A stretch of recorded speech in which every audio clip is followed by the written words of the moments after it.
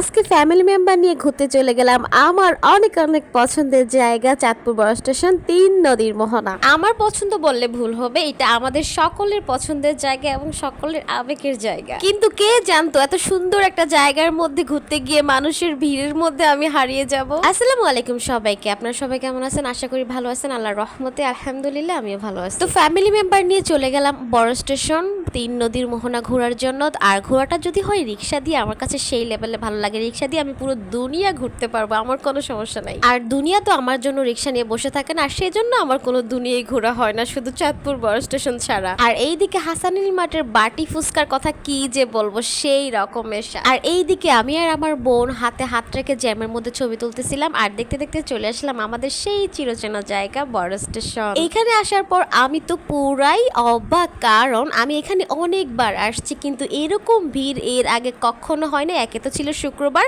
তাও ছিল ঈদের পরপর, সেই জন্য এত মানুষ এখানে আসছে। অন্যান্য দিন তো এখানে আসলে আমি আগে খাওয়া দাওয়ার পিছনে ছুটতাম, কিন্তু আজকের দিনটা ছিল একদমই অন্যরকম। আমি তো ভিডিও করার জন্য খুবই ব্যস্ত হয়ে পড়ছি। মনে মনে একটা কথাই ভাবতেছিলাম যে খাওয়া আমি পরে খাইলেও চলবে, কিন্তু এত মানুষ বিকালবেলা ঘুরতে আসছে, এই মানুষ সন্ধ্যার পরে একদমই থাকবে না।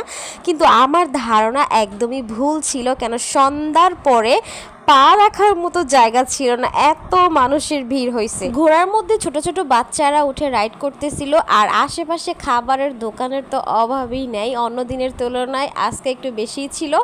আরেক কথা হচ্ছে, আজকে কেন জানি খাবারের মধ্যে আমার কোনো ইন্টারেস্ট ছিল না, সেদিকে আমার কোনো মাথা ব্যথাই ছিল না। যেখানেই যাই না কেন খাবারের প্রতি আমার একটু ইন্টারেস্ট থাকে যে কোন খাবারটা কিরকম, কিন্তু আজকের দিনটা একদম পুরোপুরি অন্যরকম ছিল।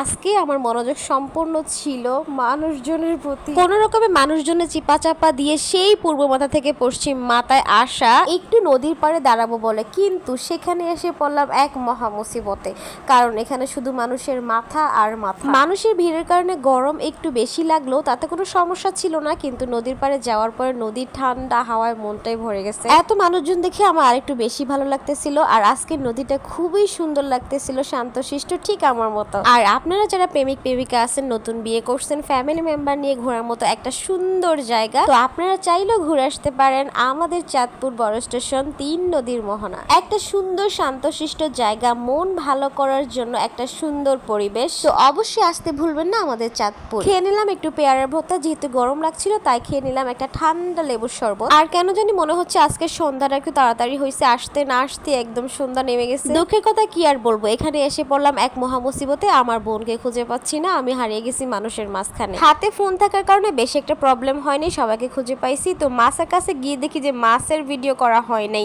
যেটা আসলে সেটার ভিডিও করিনি, সবকিছুই করা হয়েছে, তাই রাতের অন্ধকারে একটু করে নিলাম। তো আল্লাহ হাফেজ, আপনারা সবাই ভালো থাকবেন, আসসালামু আলাইকুম।